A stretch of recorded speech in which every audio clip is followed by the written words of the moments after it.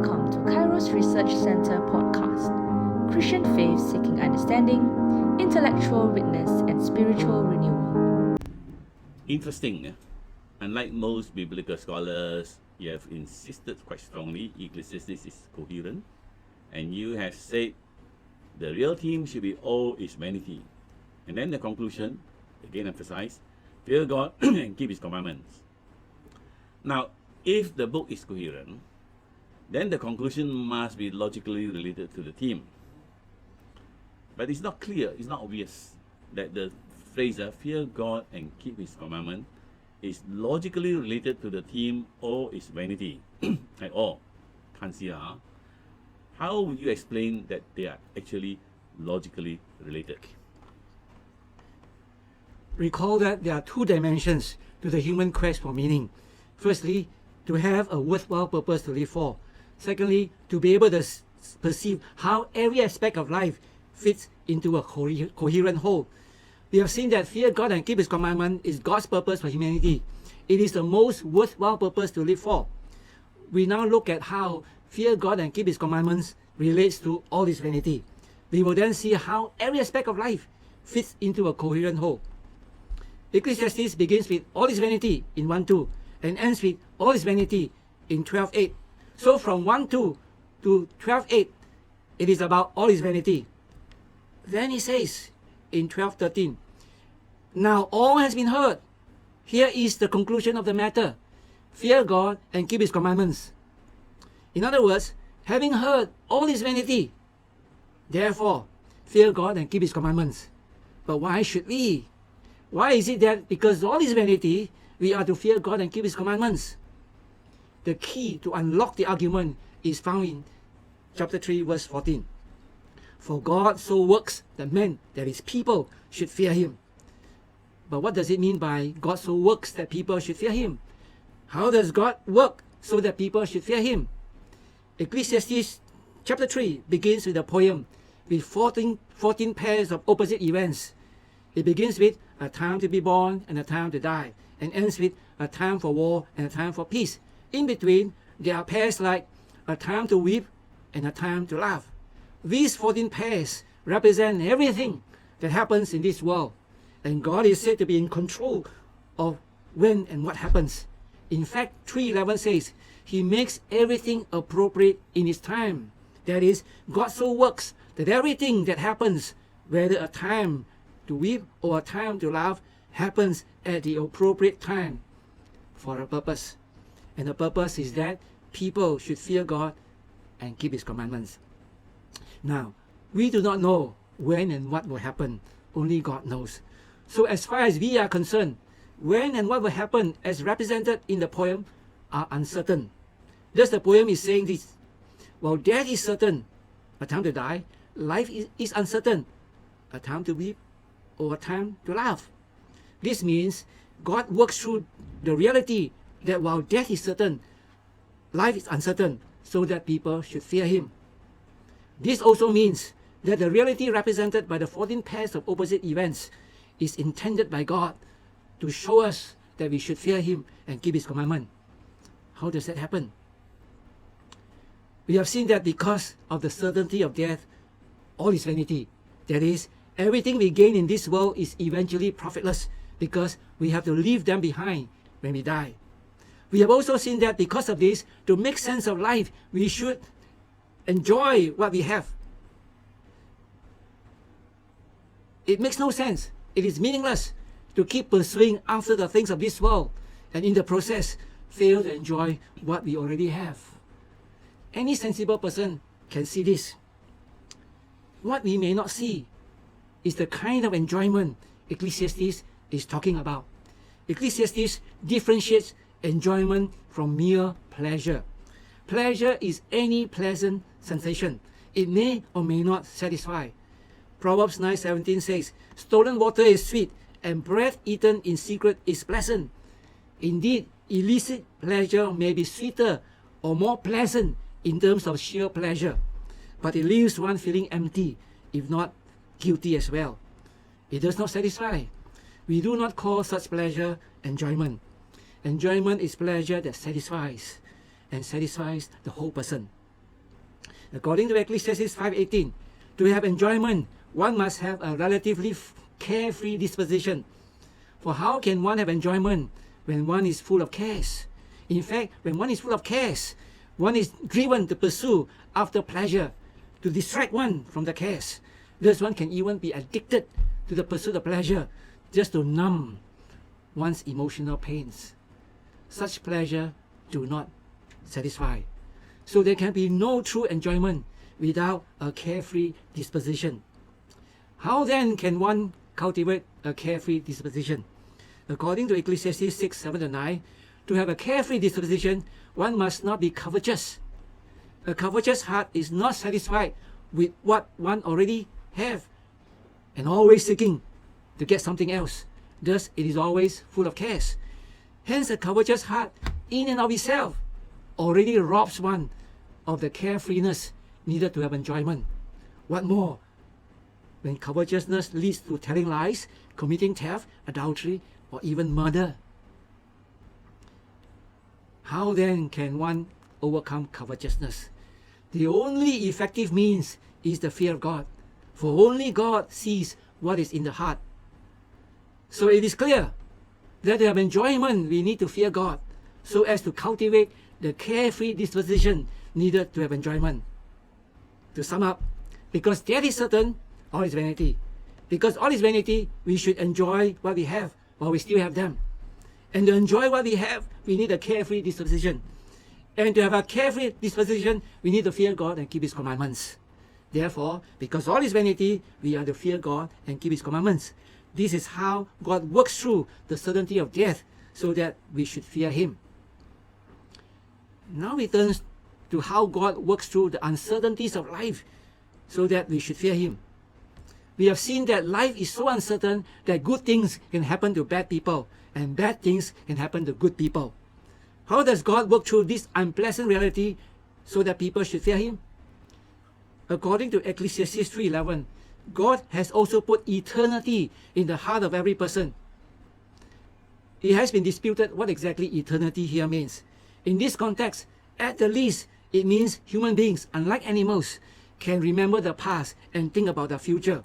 The NRSV Bible goes so far to translate the clause as, He has put a sense of past and future into their minds. Now, what happens when people have the ability to remember the past and think about the future? The ability to remember the past means we can confirm that life is so uncertain that bad things can happen to good people, including dying young. The ability to think about the future means we become worried about bad things happening to us, including dying young. So the uncertainties of life create a sense of insecurity about the future. As a result, there is a desire to know the future, so as to do something about an unfortunate future. The NJPS Bible is the standard Jewish English translation of the Hebrew Bible.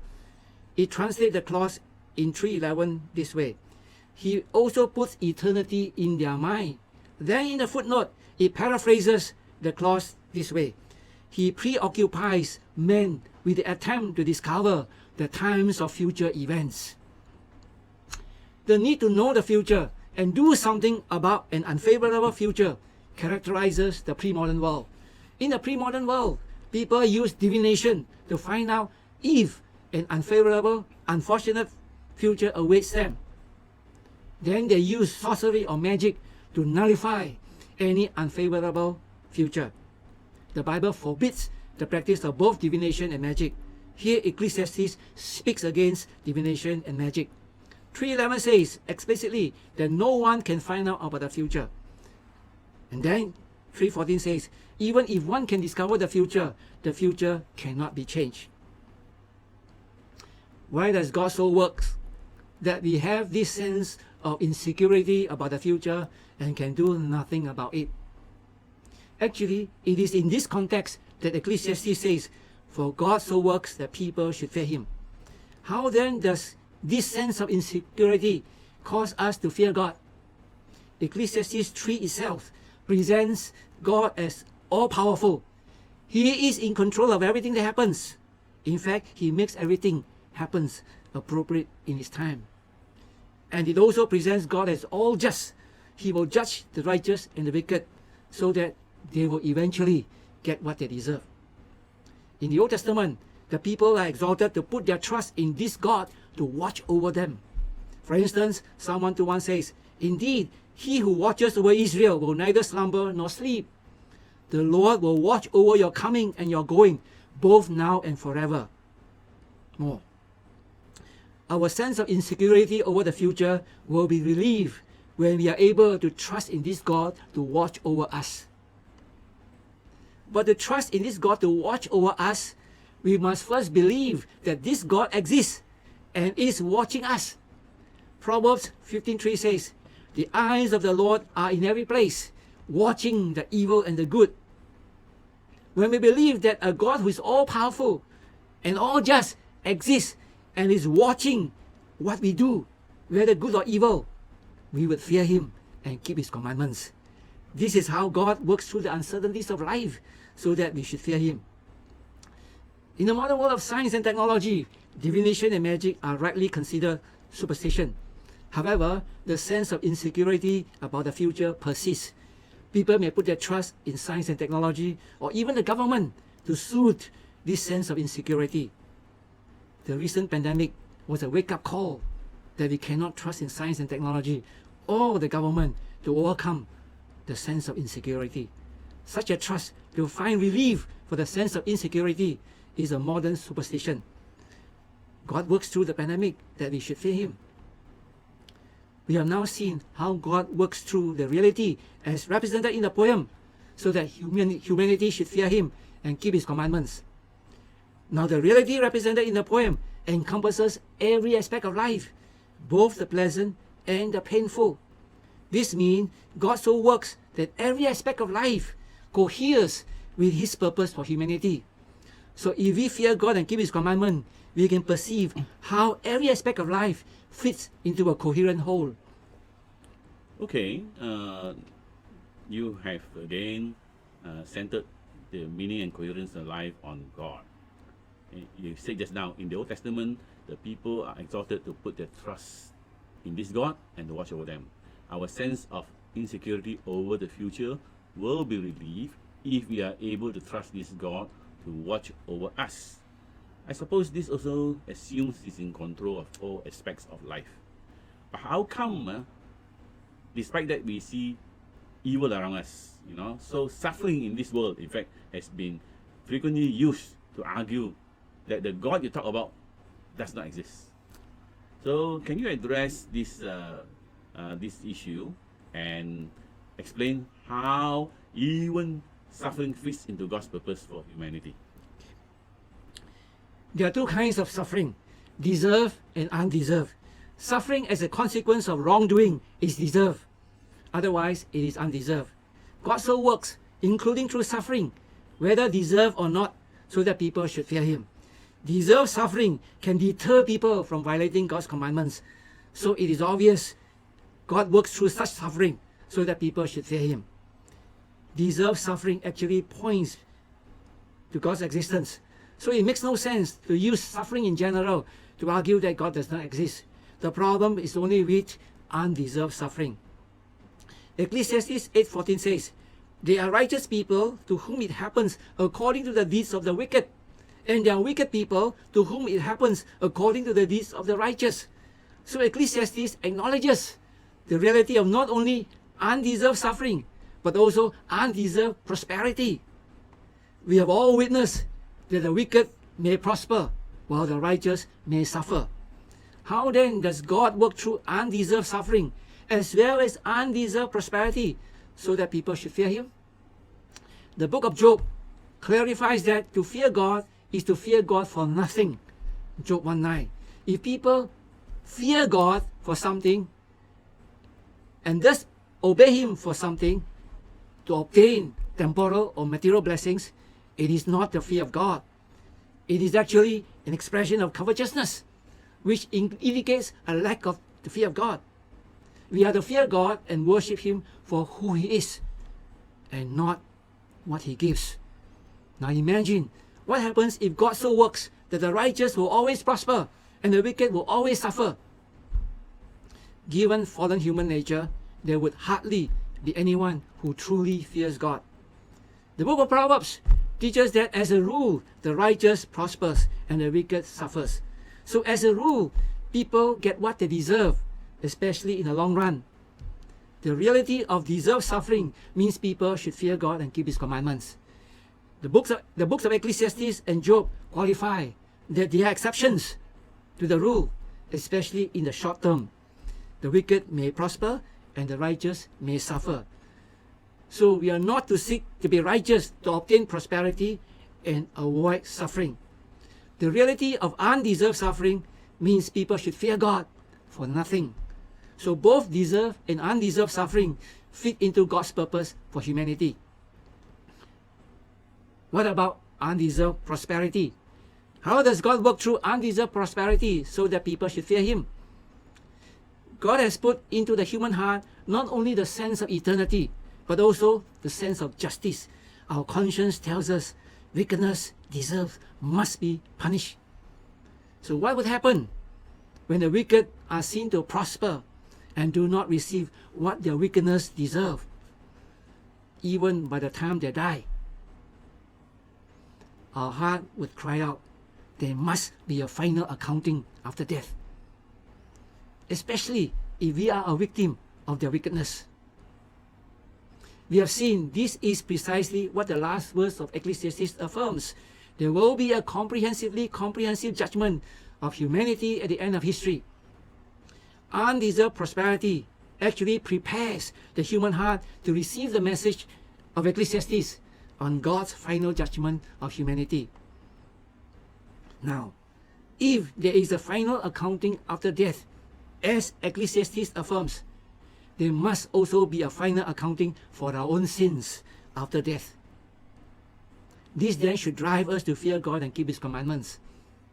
But as Ecclesiastes reminds us, there is no one so righteous that he never sins. We will keep on sinning. And what about the sins we have already committed? All this means we desperately need God's forgiveness of our sins. Thus God works through undeserved prosperity, not only so that we should fear Him, but also that we should seek His forgiveness. All this means God so works in this world that humanity should respond to the gospel. And Ecclesiastes is uniquely designed to carry this message.